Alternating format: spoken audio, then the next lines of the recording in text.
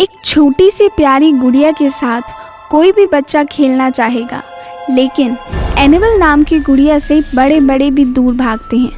Enable नाम की गुड़िया कोई आम गुड़िया नहीं है। कहा जाता है कि इस गुड़िया में शैतानी आत्मा का वास है। इस गुड़िया की कहानी शुरू होती है सन 1970 में। एक लड़की थी जिसका नाम था डोना। उसकी माँ ने उसके जन्मदिन पर उसे एक डॉल गिफ्ट करी। उस लड़की को पहले से ही गुड़िया का बहुत शौक था, इसलिए वह अब तक उन चीज़ों से खेलती थी। डोना उस समय मेडिकल की पढ़ाई कर रही थी और एक अपार्टमेंट में रेंट पे रहती थी। उसके साथ उसकी एक रूममेट भी रहती थी जिसका नाम था एंजी। जब उसकी माँ ने डोना को डॉल गिफ्ट में दी, तब डोना ने उसे खुश होकर अपने पास रख लिया और जाकर अपने बिस्तर पर उसे सजा दिया। पर कुछ देर बाद उन्होंने ये नोटिस किया कि वह डॉल एक जगह से दूसरी जगह पर जा चुकी थी। ऐसा रोज रोज होने लगा। जब वह कॉलेज से वापस आती तो उस डॉल की जगह बदल जाती। एक दिन डोना उस डॉल को अपने रूम के बिस्तर पर रख के गई। वापस आने पर उसने देखा कि वह डॉल हॉल के सोफे पर पड़ी थी। धीरे धीरे यह घटनाएं बढ़ती चली जा रही थी और एक दिन जब डोना और उसकी दोस्त कॉलेज से वापस आए, तब उन्होंने देखा कि उनके रूम में ढेर सारे पेपर्स पड़े हैं जिन पर लिखा था हेल्प हेल्प। इस बात से वह दोनों घबरा गई, पर उन्होंने इस बात को इग्नोर कर दिया। एक दिन जब दोनों घर पहुंचे, तब उन्होंने देखा कि वह डॉल रो रही थी और उसके आंखों से खून के आंसू निकल रहे थे। इस बात से वह दोनों इतना घबरा गई कि उन्होंने पैरानॉर्मल एक्सपर्ट को बुलाया। उस एक्सपर्ट ने उस डॉल को चेक करके बताया कि उसमें एक मरी हुई आत्मा का वास है जिसका नाम था एनेबल हिंगस। जब उस एक्सपर्ट ने उस डॉल से बात करने की कोशिश की, तब उसने बताया कि कई साल पहले वह इसी जगह पर रहती थी जहां अब वह दोनों लड़कियां रहती हैं। उसने यह भी कहा कि उसकी मौत सिर्फ 7 साल की उम्र में हो गई थी। आगे उस डॉल ने कहा कि वह उन दोनों लड़कियों के साथ सेफ फील करती है और उस एक्सपर्ट के ज़रिए डॉल ने उनसे पूछा कि क्या वह उनके साथ रह सकती है। वह दोनों लड़कियां तब मेडिकल की पढ़ाई कर रही थी और लोगों का भला करना उनका काम था, इसलिए उन दोनों लड़कियों ने उस डॉल को अपने साथ रखने का फैसला लिया।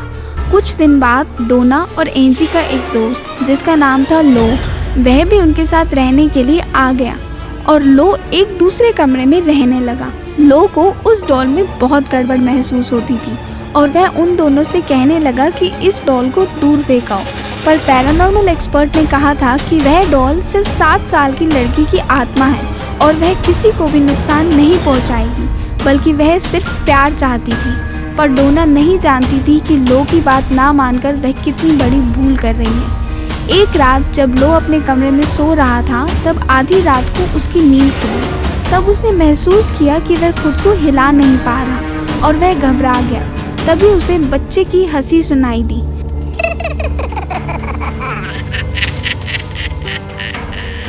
जब उसने दूसरी तरफ देखा तो एनेबल डॉल उसकी तरफ ही चली आ रही थी, लेकिन वह अपने शरीर को हिला नहीं पा रहा था। एनेबल डॉल उसके शरीर पर आकर रुक गई और उसे घूरने लगी। फिर वह बेहोश हो गया। अगले दिन जब उसे होश आया, तब वह बहुत डरा हुआ था और समझ नहीं पा रहा था कि जो घटना कल रात उसके साथ घटी वह सच है या उसका कोई सपना। एक दिन लो और एंजी घर में अकेले थे। तब उन्हें अपने कमरे से एक अजीब आवाज़ सुनाई दी।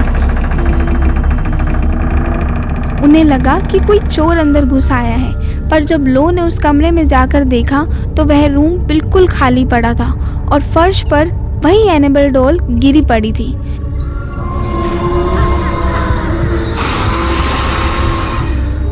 फिर लो को अपने चेस्ट पर बहुत दर्द महसूस होने लगा, मानो कोई इसे नोचे जा रहा हो। जब उसने अपने कपड़े खोले तो देखा शरीर में कई बड़े और गहरे नाखूनों के निशान थे और उनमें खून निकल रहा था।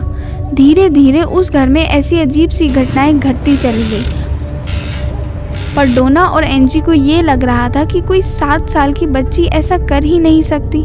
पर लो के कहने पर उन्होंने एक प्रीस्ट को बुलाया जिनका नाम था फादर हेगन। फादर हेगन को ऐसा लगा कि वह इस काम के लिए सही नहीं है। उनका मानना था कि ऐसी आत्माओं के जांच के लिए किसी बड़े प्रीस्ट को बुलाना चाहिए। इसलिए उन्होंने बहुत बड़े प्रीस्ट फादर कुक से कांटेक्ट किया और फादर कुक ने एड और वॉरेन से कांटेक्ट किया। जब इन्होंने उस एनिमल डॉल की जांच की तब उन्हें पता लगा कि उस डॉल में किसी 7 साल के बच्चे की आत्मा नहीं बल्कि एक बड़े शैतान की आत्मा थी और वह शैतान एक बच्ची बनने का नाटक कर रहा था। उसका मकसद प्यार पाना नहीं बल्कि डोना या उसके किसी दोस्त के शरीर पर कब्जा करना था। यह जानने के बाद डोना बहुत ज़्यादा घबरा गई और उसने एनिमल डॉल को एड और लॉरेन वॉरेन के हवाले कर दिया। एड और लॉरेन उसे अपने साथ लेकर जाने लगी।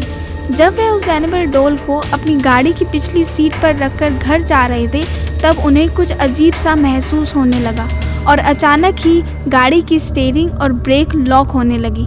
एक जगह गाड़ी का संतुलन पूरी तरह से बिगड़ गया।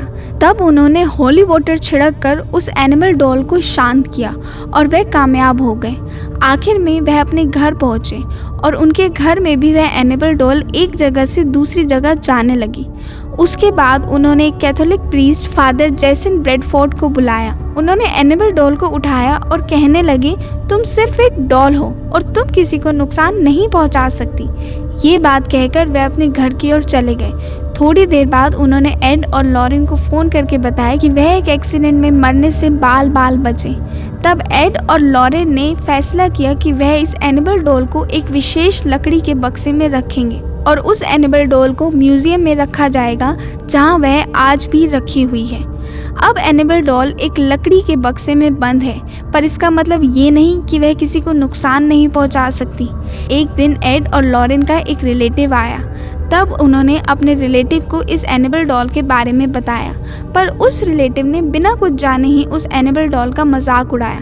अगले शाम जब वह अपने दोस्त के साथ बाइक पर जा रहा था तभी उसके बाइक का एक्सीडेंट हो गया जिसमें उसकी दोस्त की जान तो बच गई लेकिन वो आदमी मर गया।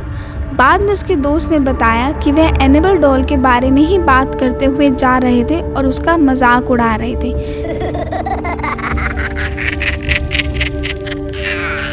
तभी उसकी बाइक का कंट्रोल अचानक से छूट गया और उन दोनों का एक्सीडेंट हो गया। आज भी एनिमल डॉल उसी म्यूजियम में रखी हुई है और यह दुनिया की सबसे श्रापित डॉल मानी जाती है।